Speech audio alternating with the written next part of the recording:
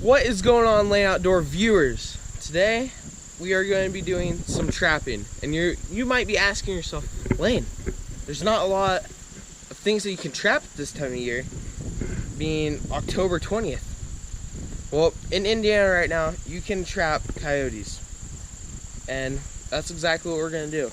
Me and my dad each have 2 traps out currently, and that's not that many. And they're just right behind our house, back in the woods, that you guys can't see. But yeah, we're gonna go check those, and I'm gonna teach you how to make an easy dirt hole, which is what I use mostly everywhere. And it gets pretty. Hopefully, we have something for the traps, but only 4. That's not that many. Trapping is more like the more traps you have out, the higher possibility. And you always want to be set on sign. And I know some places that have sign. So, we're going to go put some traps in the ground. Catch you out there.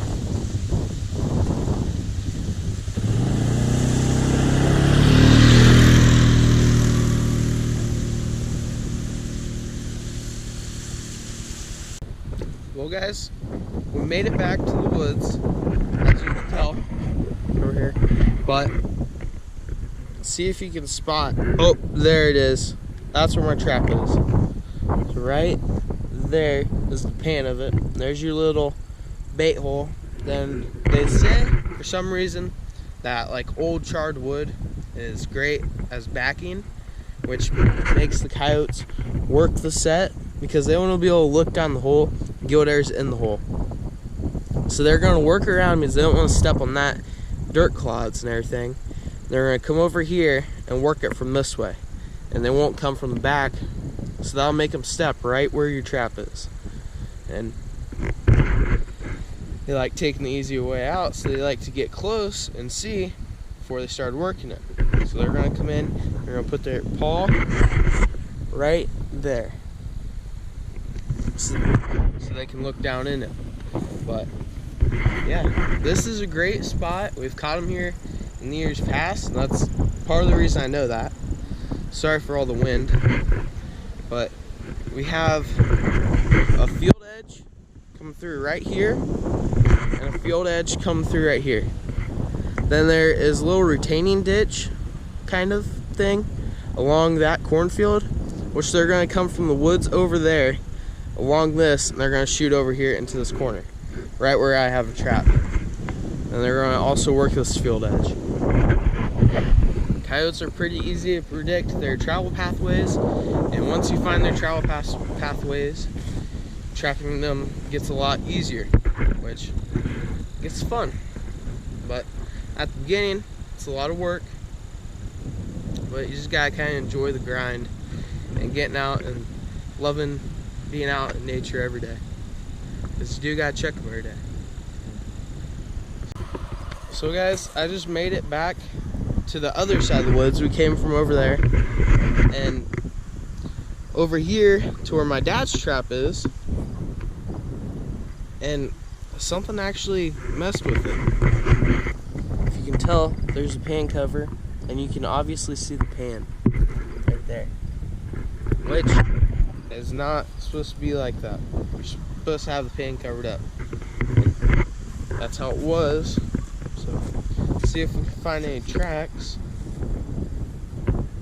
I don't see any tracks, but it's kind of being field, hard to see tracks, especially with the drier conditions at this point.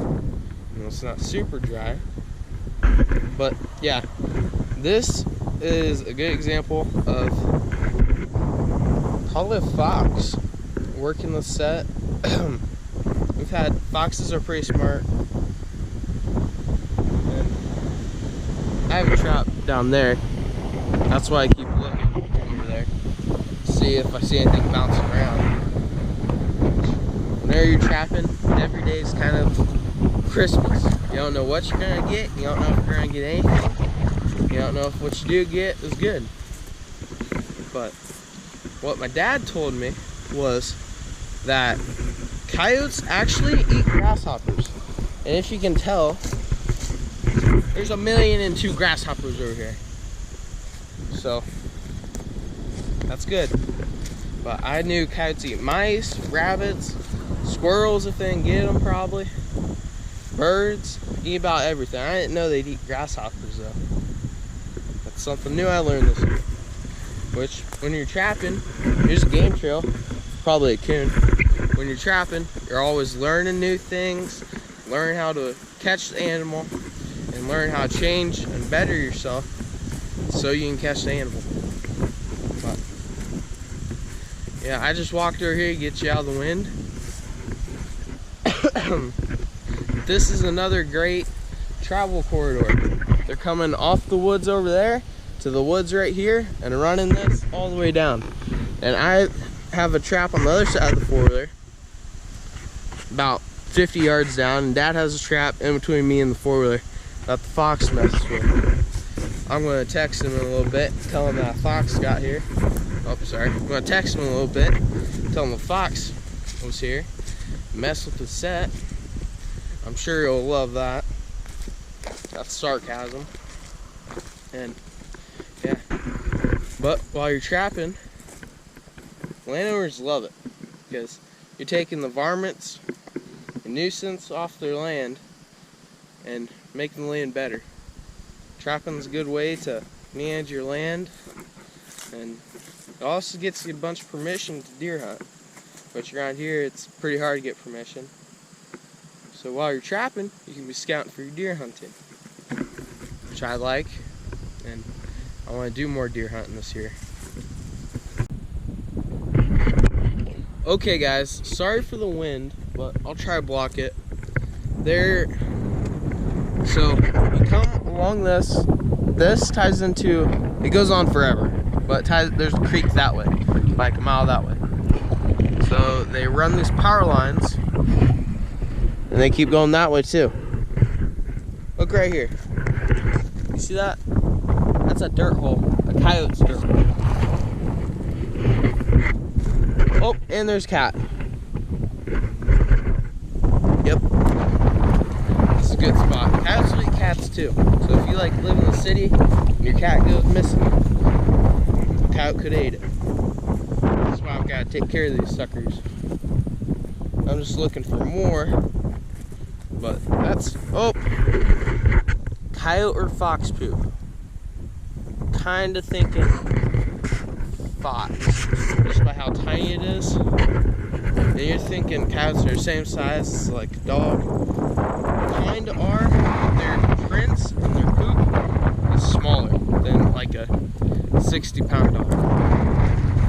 They don't, sorry for the wind, they don't get that big, but I'll just give it a close. So coyotes don't get as big as like your 60-70-pound dog, but they do get like pretty big. I don't know the exact poundage, but you could probably Google that and figure it out. Their tracks aren't going to be as big as a dog, and a fox's track will be even smaller. But this is definitely a canine doing this. That ain't that cat we seen run. Probably catch the cat here. I have to let that sucker go, but coyote will also eat that. Then you have all this bean stubble areas, bean chaff. Oh my. Have all this bean chaff, and the mice love to live in that. They'll eat the beans that the combines didn't pick up. Like, if I break this open,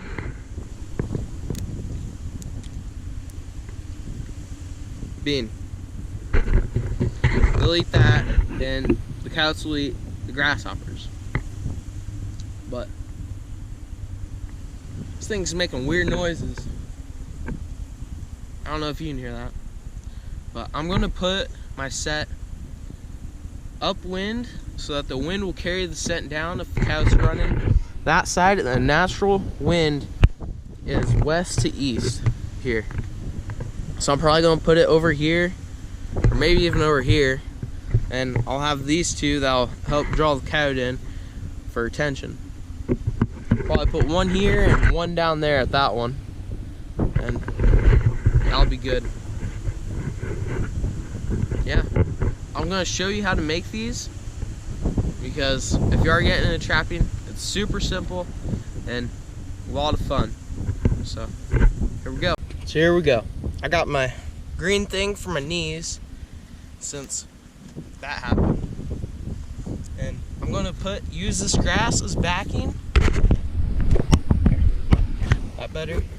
Use this grass as backing. Put my trap right here and put the hole back in there. So have it set already so I can get a good size estimate how big I need to make it. I'll put it right there. Bam, bam, bam, bam. These are Bridger number 3s, dogless. If you're wondering what I use.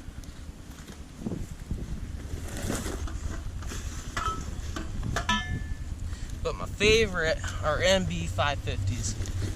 I don't know why, I just like them better. I feel like it's easier to get them in.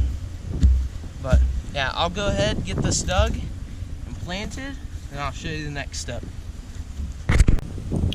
So I got the trap bed dug, as you can tell. And it fits pretty well in there. And you want it to be as solid as you possibly can get it. So, you always want to be wearing gloves while you're doing this too, because they'll smell your human scent or whatever you've been doing. Good, pound that in there. Gives me a nice place to bed the cable. Doing this gives me a nice hard compact bed to bed my actual trap. So that cable fits down there just like so. This, bam. It's not that bad, but what we're gonna do, take some dirt clods. Well, you don't want that. You don't want any little rocks or stones underneath this, otherwise it won't go down whenever you catch something, or supposed to catch something. Go ahead, just throw some of these little dirt clods in there. I like better gloves so you can actually feel what you're doing. These gloves kind of suck, but you gotta make do with what you got. Definitely gonna go in town and get some better gloves today.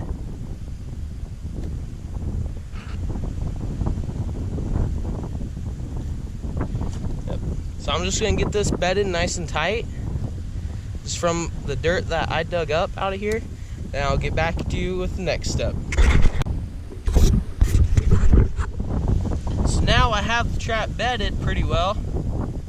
You're gonna take a pan cover. You can make about anything out of pan cover. If you're working with coon, you're making a dirt hole for coon. I've even used a leaf before. It's just one less thing, but they make these like wire looking things. You can barely tell on the camera. You just want to cover that area where anything makes so nothing can get down underneath that pan. Back here is not too important about this, but it is important that you make sure nothing gets underneath your pan. So here you go. Sift some dirt onto it.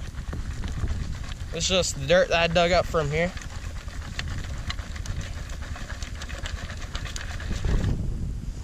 Then, once it gets looking like that, you want to smooth it out with your glove.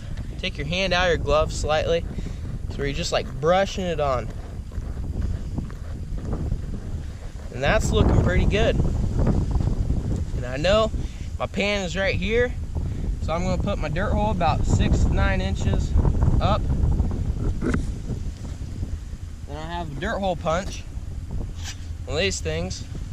And you want it going pretty vertical. So that coyote has to get right up on it to be able to see.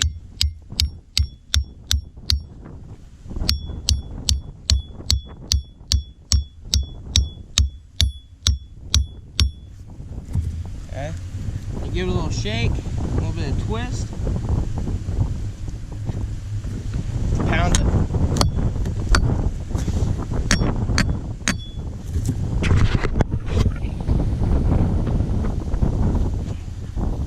Pull it out. So now you can see that dirt. That hole down in there is about 9 inches deep. So then you go over, once you get this, you want the coyote to be able to see it pretty well. So I usually get the main hole dug, and I widen it out, widen the top out, my driver. You don't always want to use a driver, but you can. It bends your driver pretty bad if you're not using the punch. But yeah, we'll go ahead and get this sucker baited, but this is what it's supposed to look like. And the bean stubble on the left hand side will keep the oats from working from the left. The bean stubble over here will keep it from working the right. Go ahead and get this out of there so it makes it more inviting for the coyote to come in here and check out what you got going on. Go ahead and get this sucker bait up, and I'll show you the baits I'll choose for the spot. And we'll go on to the next place. Here's our bait bag. Go ahead and get this zipped up. If there's smell-o-vision, you guys would be gagging right now. It smells pretty bad. Gonna take a seat four-wheeler.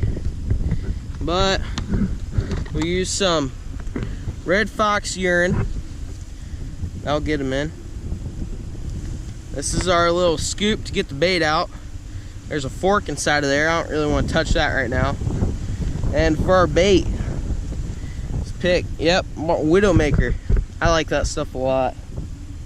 Go ahead and put your bait gloves on. Set you down. Oh no, stay with me guys. Stay with me.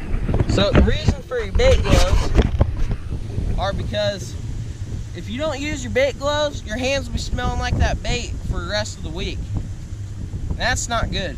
Your mom doesn't like that either. Mine doesn't. I don't like to smell it either. Go ahead and put that on.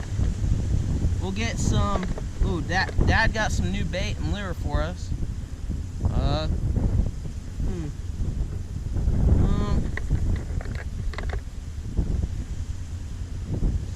Use this Widowmaker too. Paul Baker's Widowmaker 800. Yeah, it doesn't really matter whenever it's more late season coyote trapping. You want your sets to be as big and stanky and skunky as they possibly can be, but we're still in early season, so what you want to do is take a little bit of this. You guys too. Just want to dribble that just a real little bit, like a bead size. There.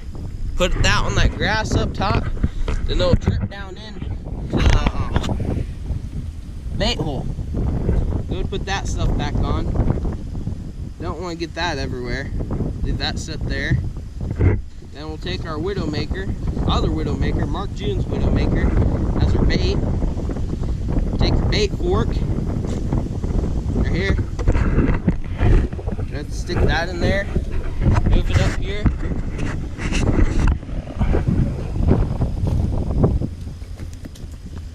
Just like that much.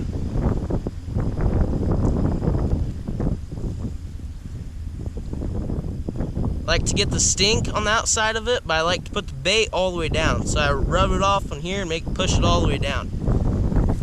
Because you want that coyote to have to work, get in there. Then you just take your red fox urine and get a little skirt up here. That was a lot, but you don't have to use that much. Then you pack everything up and go to the next set, which I'm just gonna go put another one down there along the power line, which I already showed you guys. That way.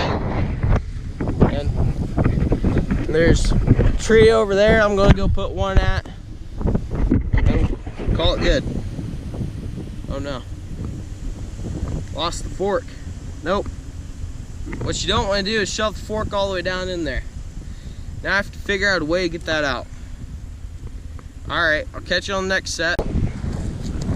So guys, we're back on this other side of the woods. I decided not to put one over there by the other power line, so I only have one over there on the power line today. But I came over here to this field edge where the farmers actually left a little bit. Like there's 2 rows of beans and some grass. This is just enough to hold some mice. As you can tell, they're in here. And that'll keep the cats coming back, and we'll also be searching for those grasshoppers, which the grasshoppers will also be in here. I am super sorry for all the wind, but hopefully I'm being loud enough. But here's my set. I put my excess dirt over here, dug the hole. I put, I forget what bait I used. I put a little bit of pea up there and lure up on this one, so that lure will stay high. And if they're running the field edge over there, which they might also be doing, hopefully I can pull them over. That's pretty far, but I don't know. Hopefully that bait carries over and I'll be able to catch the ones farther away that aren't running right along this and bring them over here to check it out. But yeah, let's go back up to the house, and I gotta tell you guys something. Okay guys, I made it back up to the house. Well, we're in the barn, the truck bed, but here's the bag that I carry everything in. I was just wanting to show you everything I use. Here's the bag that I carry everything in. It has these little side pouches if I want, but I mainly put everything in there so that it doesn't jump out whenever I'm riding the four-wheeler and in the rough fields. But yeah, that's my carrying bag. It has this nice strap that I can use if I want. Here's the actual hole maker for my dirt hole, like what would be the mouse's hole. Hammer it into there like that, and get the dirt out of there. That's pretty nice. It works good in this time of the year. Whenever it's pretty wet, it's pretty good. But whenever it gets cold, it is terrible. You can't get it in the ground, and pretty rough. And okay, so here I got some scissors. You might be asking, Flint, why do you got scissors in your trap bag? Well, you never know whenever you need to blend in a set and make it more camouflage by taking some grass clippings and chopping them up over the trap so it looks more natural. I don't do this much. I used to blend it in, but now I'm more about eye appeal, especially if I'm the only one setting in an area. I want to get as much eye appeal out there as I can. I feel like that gives me a higher chance of catching them because I get eye appeal and scent. But yeah, that's just me. But if my dad's sitting there with me, sometimes I make it fancy and sometimes I don't. Then you're asking, Lane, why do you got deli-style oven roasted turkey breasts in your trap bag? Well, guys, hold fast one on you. It's my panhole cover container. I use that so they don't get lost. These things get everywhere if you don't have them in a nice little area like that. And the next object in my bag is a pretty obvious one. You need your driver. I don't know the specs on this driver, but basically any driver you can get off any trapping website, it'll work. Then you always need a good pair of gloves. I need some new gloves. These are more of water gloves, which were nice whenever it was wet and muddy out, but now I want to be able to feel around my set and make it harder and better, and you can't do that with these fingers. It's hard to do. Or maybe if I had tinier gloves, that might help too. The next object that is an essential. It's basically, you can't go trapping without a trap, but you can't go trapping without your driver. Not driver, hammer. This is I don't know, 3 pound, I think it says. Yep, 3 pound. Can't really see it. You can't see that. 3 pound. I like bright colors in my trapping equipment. I'm probably going to touch up my driver and my hole puncher because I tend to lose things.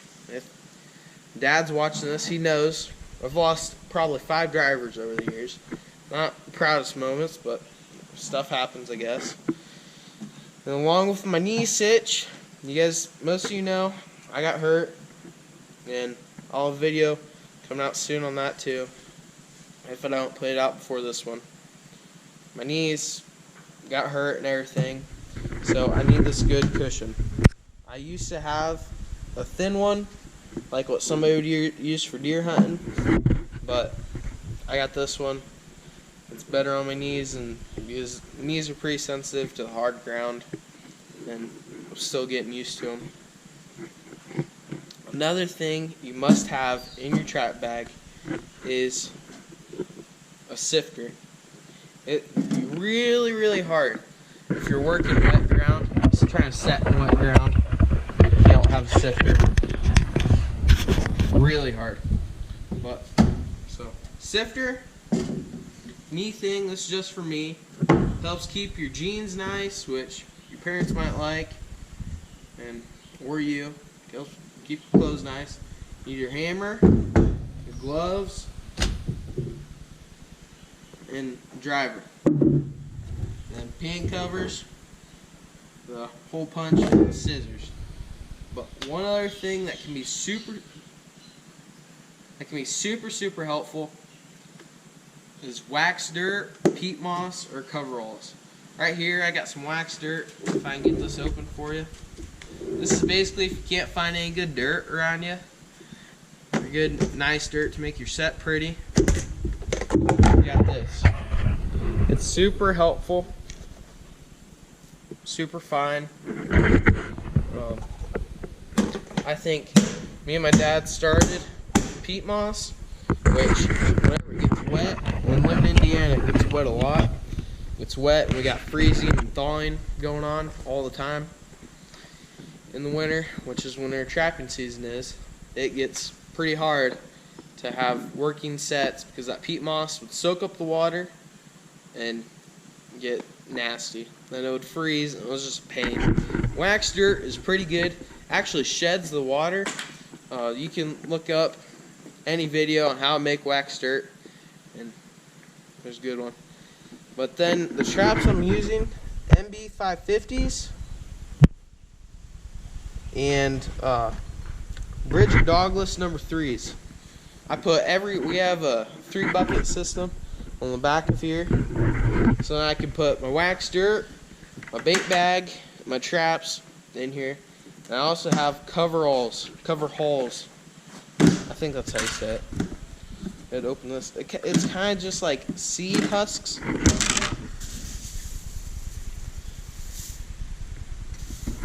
I think those are better than the peat moss, but not better than the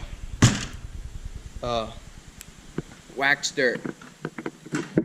Then it's pretty hard to go trapping and carry all this stuff. It's possible. You can do it. Because you have a bait bag along with that bag, and you got to carry your traps and your dirt, which you can put in a smaller bag or a smaller bucket. It's pretty hard to do it without a 4-wheeler. Hey guys. Well, I don't know what happened to the ending of this video, but it's not there anymore. So I just want to give you a little something. Thank you so much for watching today's video. Please go down there, hit that like button, and subscribe, please. That means so much to me. And even leave a comment. Catch you on the next one, guys.